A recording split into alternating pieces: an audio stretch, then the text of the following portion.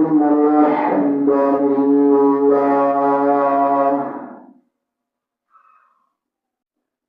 والصلاة والسلام به وبعد إن الحمد لله إن الحمد لله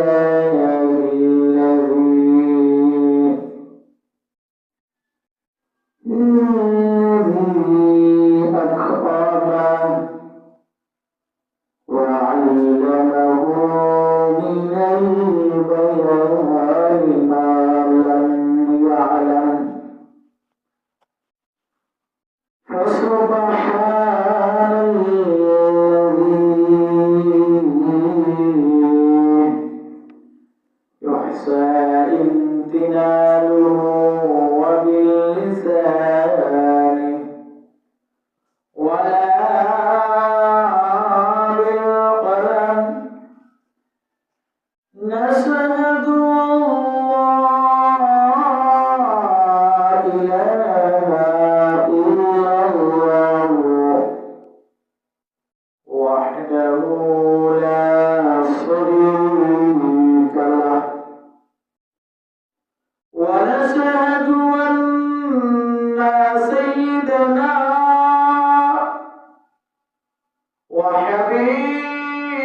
وحبيبنا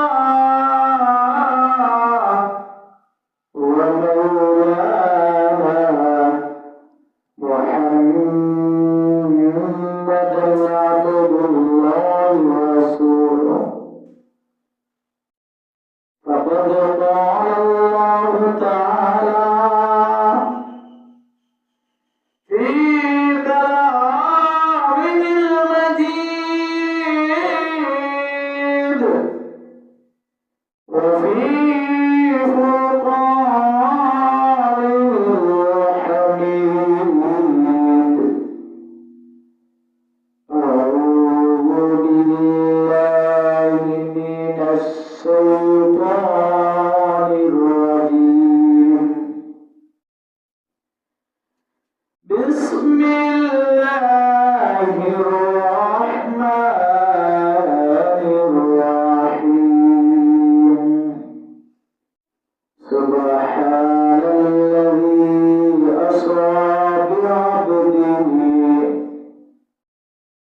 أسرى بعبده ليلا من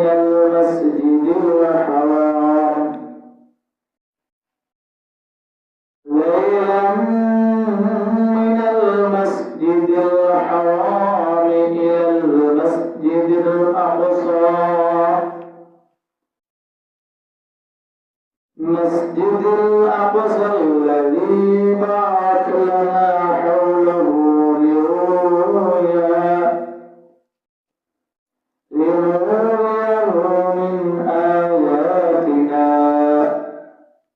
إنه هو السميع البصير صدق الله العظيم وصدق رسوله النبي الكريم ونحن على ذلك من الشاهدين والشاكرين والحمد لله رب العالمين محبت الشهيد मंत्रान उजर करे नबी सल्लल्लाहु अलैहि वसल्लम ऊपर আমরা একবার শান দুরূদ প্রেরণ করি আল্লাহুম্মা সাল্লি আলা সাইয়্যিদিনা মাওলানা মুহাম্মদ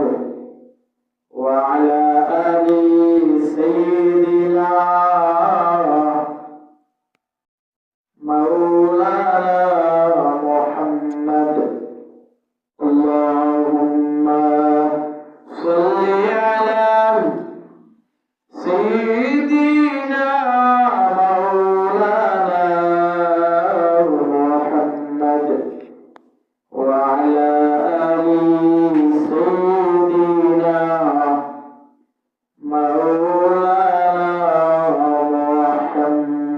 محمد الحمد لله আল্লাহ সুবহানাহু ওয়া তাআলা মহিমান্বিত মাস বরকতময় মাস আজকে রজব মাসের প্রথম তারিখ গতকালকে ইসলামিক ফাউন্ডেশন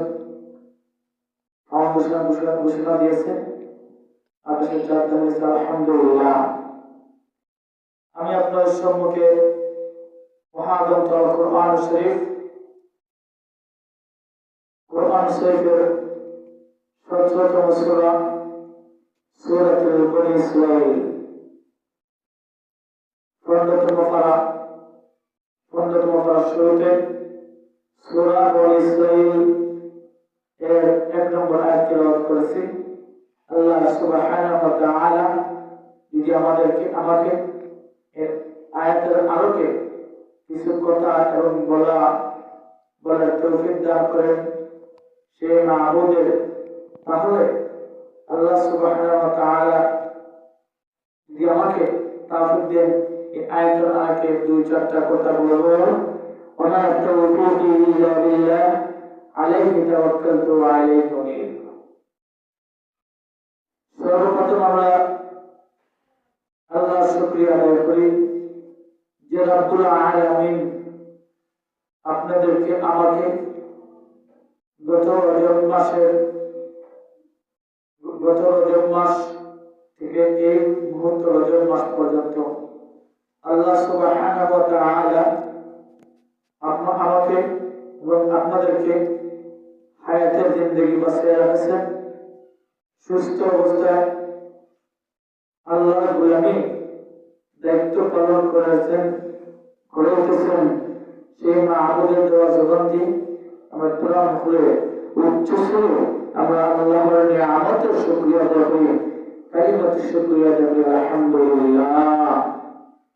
ربنا لك الحمد حمدا كثيرا طيبا مباركا فيه। আপনারা সবাই জানতে পেরেছেন আজকে রজব মাসের 15 তারিখ। আমি আপনাদের সম্মুখে কোরআন শরীফের সূরা বনী ইসরাঈলের একটি আয়াত তেলাওয়াত করছি। আমার আল্লাহ পাক রব্বুল আলামিনের ইজ্জত ওয়াল জালাল কত সুন্দর ভাষায় মহাগ্রন্থ কোরআনুল কারীমে বলেন, সুবহানাল্লাযী, পবিত্র মহান সত্তা আল্লাহ পাক রব্বুল ইজ্জত ওয়াল জালাল দুনিয়ার মানুষকে ডেকে বলেন সুবহানাল্লাযী ইয়াসরা বিআবদিহি লাইলান মিনাল মাসজিদিল হারাম। আল্লাহ পাক রব্বুল আলামিন বলেন পবিত্র মহান সত্তা যিনি রাত্রি বেলায় বান্দাদেরকে মসজিদুল হারাম থেকে মসজিদুল আকসা পর্যন্ত ভ্রমণ করেছিলেন। আর যার আশপাশকে আমি বরকতময় লাভ করেছি, এজন্য এটা তাদেরকে, এটা হলো আল্লাহর নির্দেশ। উদ্যোগরা আল্লাহর সাথে সাক্ষাৎ করা,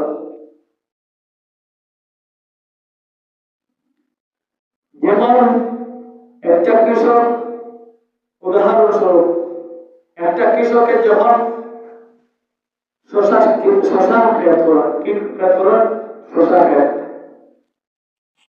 ক্ষেত করার সময় আমরা গ্রাম অঞ্চলে দেখা গেছে মাটি কি খোঁড়া লাগে, তারপর গোবর দেওয়া লাগে, তারপর সার দেওয়া লাগে, তারপর গাছ করা লাগে, তারপর এটা বেশি করা লাগে, তারপর কি করেন শশা ধরে। যদি বলেন না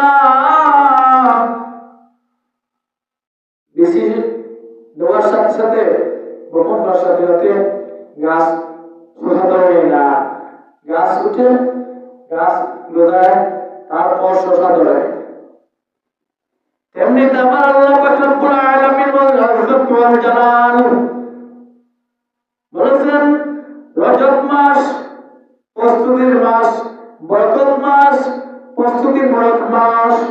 আর আমাদের কিতাব আমরা রমজান মাস পাইব, এই রমজান মাসের রোজাগুলা রাখ। হাদিস শরীফ আছে একদা আল্লাহর রাসূল সাল্লাল্লাহু আলাইহি ওয়াসাল্লাম উম্মে হানি রাদিয়াল্লাহু তাআলা আল এরপরে শুয়েছিলেন। রাসূলের অনিদ্রা অবস্থায় হযরত জিবরিল আলাইহিস সালাম অন্য ফেরেশতা বসে অবতরণ করেন হুজুর পাক সাল্লাল্লাহু আলাইহি ওয়াসাল্লামের কাছে। হুজুর পাক সাল্লাল্লাহু আলাইহি ওয়াসাল্লামকে নিয়ে মসজিদে হারামে নিয়ে যান। তখন হাতিমের কাবা ঘুমিয়ে পড়েন। জিবরিল আলাইহিস সালাম, মিকাইল আলাইহিস সালাম কে জাগিত, এরা কি সব ফেরেশতাগণ উপস্থিত আসলা। এমন সময় আল্লাহর নবী রাহমাতুল আলামিন আল্লাহর রাসূলকে মেরাজ করার সাথে সাথে এর জন্য মেরাজ রাত, যেখানে রজব মাস সময় গেলে আমরা একটা দোয়া বেশি বেশি করি, আল্লাহুম্মা বারিক লানা ফি রজব ওয়া শাবান ওয়া রমাদান। আমরা বলি আল্লাহুম্মা, হে আমার রব, হে আমার কর্তা, বারিক লানা, বরকত দাও, রজব মাস, শাবান মাস, শাবান, রমজান মাস পর্যন্ত আমার হায়াতে দিয়ে বাঁচিয়ে রাখো। এইটা আমরা আল্লাহর কাছে চিন্তা করে দোয়া করি সবসময়। নবী সাল্লাল্লাহু আলাইহি ওয়াসাল্লাম 27 তারিখ দিবসে রাতে আল্লাহর সাথে সাক্ষাৎ করার জন্য মেরাজ গেছেন। ইয়া আমরা এই কিতাব নসিহত আছে, তিনটা নসিহত আছে, বড়া তিনটা। এক নম্বর হলো নসিহত,